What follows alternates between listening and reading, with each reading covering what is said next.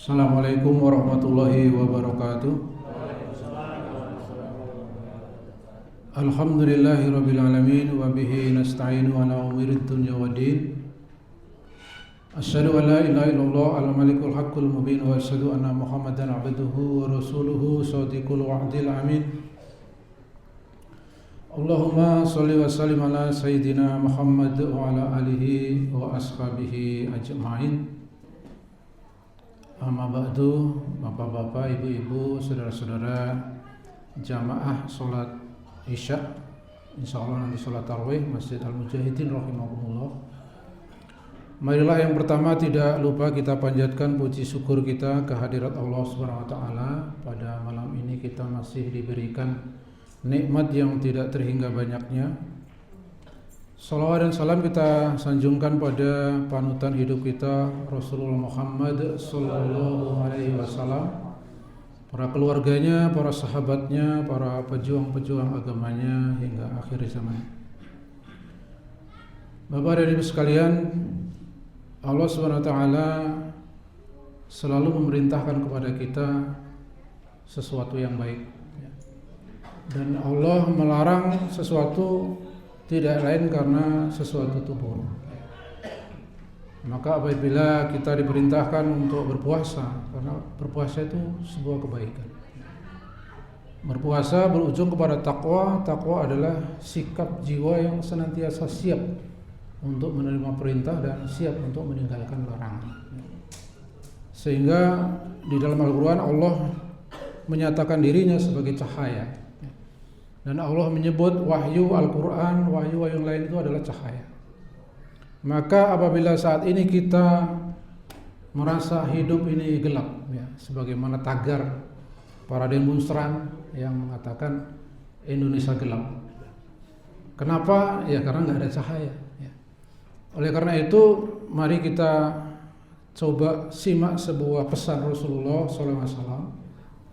Ya, sebuah bisyarah, ya, sebuah kabar yang itu merupakan nasihat. Di dalam satu hadis riwayat Ibnu Majah dikatakan ketika Rasulullah berada di depan para sahabatnya, dia menyatakan, aku berlindung dari 5 hal yang membinasakan. Mudah-mudahan 5 hal itu tidak menimpa kalian. Apa itu 5 hal? Yang pertama, tidaklah muncul suatu kekejian dari satu kaum secara terang-terangan. Kekejian itu dipertontonkan, kecuali akan muncul wabah penyakit yang tadinya belum pernah ada. Kalau di Al-Quran disebut perbuatan keji, biasanya larinya kepada perzinaan. Dan sudah kita lihat perzinaan terang-terangan. Bahkan homoseksualitas, lesbianisme, LGBT terang-terangan. Di dunia barat bahkan ada 32 negara yang sudah melegalkan nikah sejenis. Maka Allah hadirkan berbagai macam penyakit HIV, AIDS, COVID, dan entah apa lagi. Itu yang pertama. Yang kedua, tidaklah kalian mengurangi takaran dan timbangan kecuali kalian akan ditimpa kesulitan hidup yang bertahun-tahun. Dan kalian nanti akan dihadirkan pemimpin yang durhaka kepada kalian.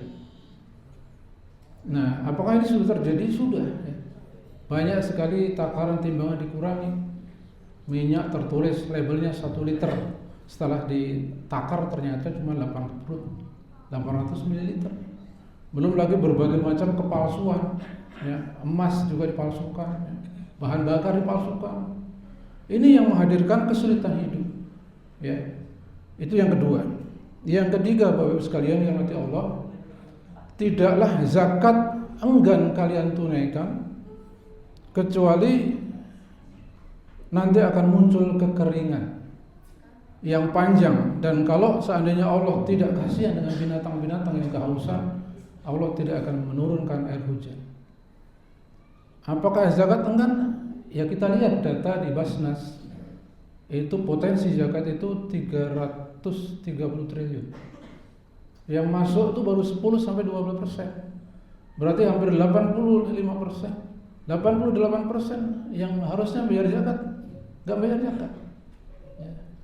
Oleh karena itu ketika dulu zaman Abu Bakar As-Siddiq setelah Rasulullah wafat, beberapa wilayah, salah satu di Yamamah itu tidak mau bayar zakat. Dan Abu Bakar tidak membiarkan. Bayar zakat silakan, nggak bayar ya Bapak, nggak begitu. Tapi diperintahkan, dipaksakan, bahkan diperangi. Tapi kalau saat ini kita nggak bayar zakat ya tidak apa-apa. Yang wajib adalah pajak. Ya.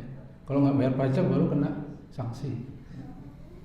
Nah ini yang ketiga jemaah yang dirahmati Allah. Selanjutnya yang keempat, tidaklah kalian melanggar perjanjian dengan Allah dan Rasulnya kecuali nanti kalian oleh Allah akan ditundukkan di bawah kekuasaan musuh-musuh kalian. Kemudian milik kalian akan direnggut oleh musuh-musuh kalian. Pertanyaannya, apakah kita melanggar perjanjian dengan Allah? Apa itu perjanjian dengan Allah? Ketika kita mengucapkan asyhadu an la ilaha illallah, itu kita berjanji. Ya, kita berjanji bahwa kita akan menjadikan Allah sebagai zat yang selalu kita ikuti perintahnya.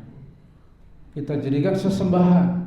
Kita berjanji asyhadu anna Muhammad Rasulullah. Kita berjanji akan mengikuti Rasulullah di dalam menyembah Allah tersebut. Itu kita janji. Maka ketika kita melakukan maksiat, itu kita sedang melanggar perjanjian. Ketika kita mencuri, ketika kita membunuh, ketika kita berzina, ketika kita membiarkan kemungkaran, maka kita melanggar perjanjian dengan Allah. Ya. Karena apa? Banyak perjanjian dengan Allah. Kita mungkin sholat, ada yang doa iftitah, inna sholati wa nusuki wa mahyaya wa mamati lillahi rabbil alamin. Ya. Sungguh sholatku, hidupku, matiku hanya untuk Allah. Sementara kita kadang-kadang mengejar kehidupan ini seolah-olah tidak ada Allah. Warung buka 24 jam, nggak sempat lagi beribadah, mencari nafkah dari pagi sampai sore, sampai tidak sempat lagi memikirkan hal-hal yang urgen di dalam hidup ini. Belum lagi kalau kita tahajud, kita mengatakan di dalam doa kita, Allahumma laka aslamtu wa bika amantu wa alaika tawakkaltu wa alaika hakamtu. Ya Allah, kepadamu aku pasrah, kepadamu atak, kepadamu aku berhukum. Kita berjanji. Tapi apakah hukum Allah itu berjalan? Tidak. Hukum-hukum buatan manusia yang jalan, hukum Allah dipinggirkan.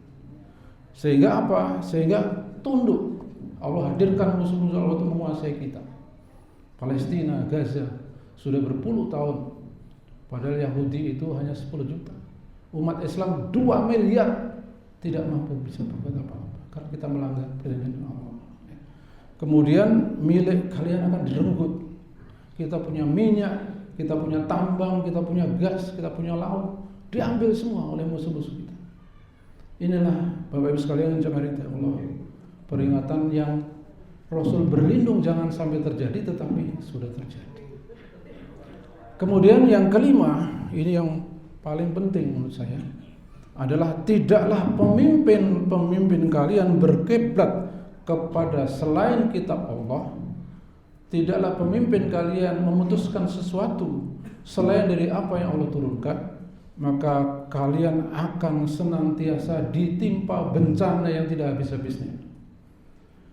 Jamaah yang dirahmati Allah, ketika kita merdeka, kita mengatakan atas berkat rahmat Allah kita merdeka. Kita mengusir Belanda, mengusir Jepang, Portugis, dan seterusnya, kemudian merdeka atas berkat rahmat Allah. Tetapi ketika kita mengisi kemerdekaan, maka hukum-hukum Allah itu tidak diterapkan.